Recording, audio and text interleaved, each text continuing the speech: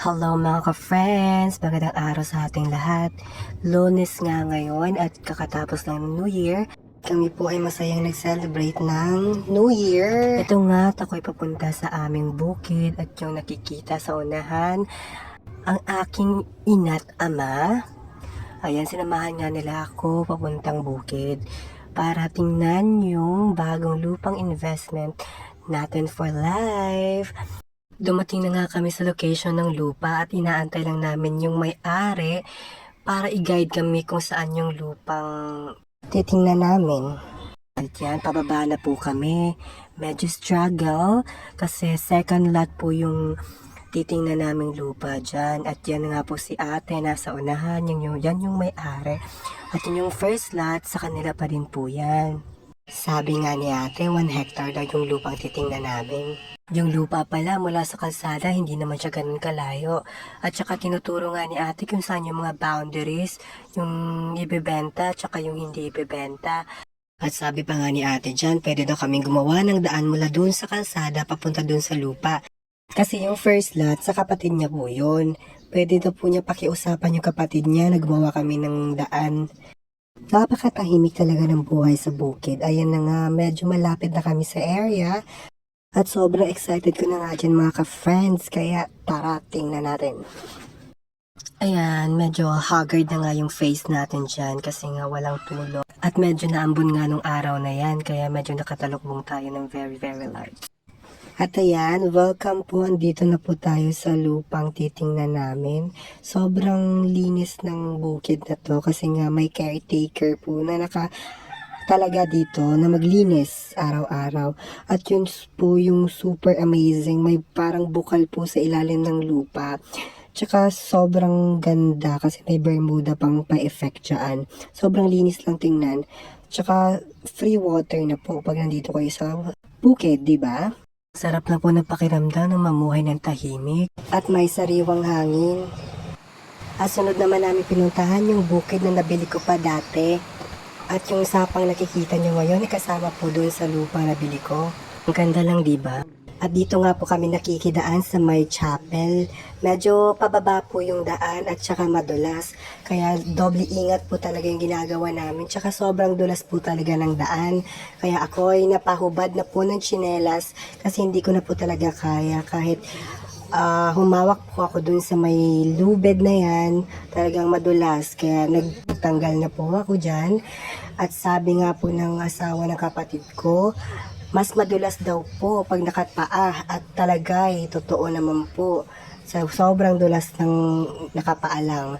Kaya ako'y napatakbo na, at buti na lang may parang hagdan dito.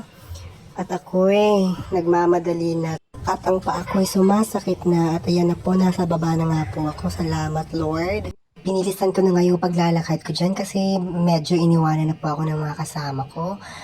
At ito na po yung pinakamagandang surprise ko sa inyo. Tingnan nyo naman po, nakikita nyo ba yung nakikita ko? Ito po yung pinakagusto ko dito sa bukid. Tcharam! Ayan. Yan po yung talagang sobrang nagandahan ako dito. Marami pa akong naiisip na pwedeng gawin dito. Na sobrang linaw ba naman ng tubig at saka sobrang lamig. Talagang mapapamangha ka. Char. Si Papa nga po pala yung naka-orange, tsaka yung naka-red na jacket ay si Mama. At saka yung naka-jacket na isa ay yung asawa ng kapatid ko. At tara na, pasukin na natin yung entrance ng bukid namin. Ayan, nakikita nyo ba?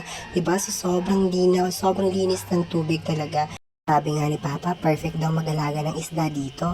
Kaya doon sa may dulo, may ginagawa na nga si Papa daw fish pond. Pero hindi pa siya tapos, kaya hindi pa namin malagyan ng tubig. O diba, sobrang linis ng tubig. Ayan. Gustong gusto ko na nga maligo dyan, pero wala akong dalang damit. Kaya hanggang tingin na lang muna tayo. Ayan. Ayan, may tulay po pala dito. Gawa din po pala ni Papa to. Dati wala naman po yung tulay na yan. At welcome to my bukid. Ayan. Ayan, may mga palakata pa po pala dyan.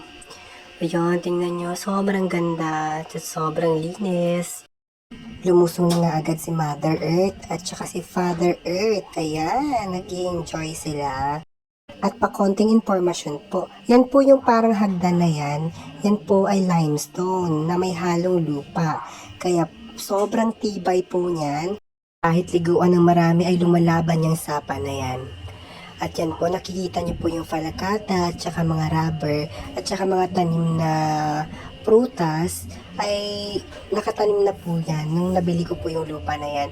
At saka nagtayo din po kami ng bahay kubo. Kahit munti, ang halaman doon ay sari-sari, di ba?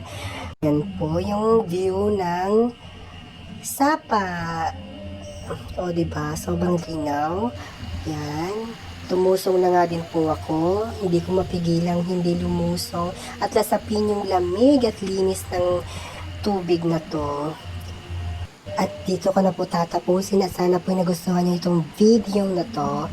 Thank you po. Sana po pa-like and share.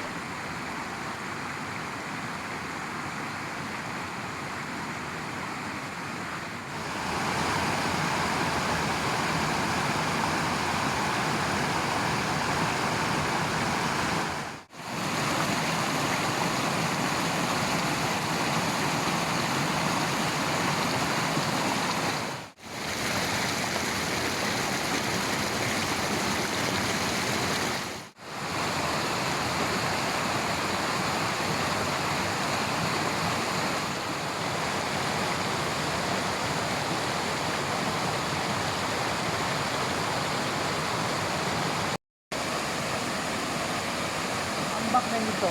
Sigado lang ambak-ambak kay murag mabaw pala diha ulay. Namay bato niya kuna. Kana.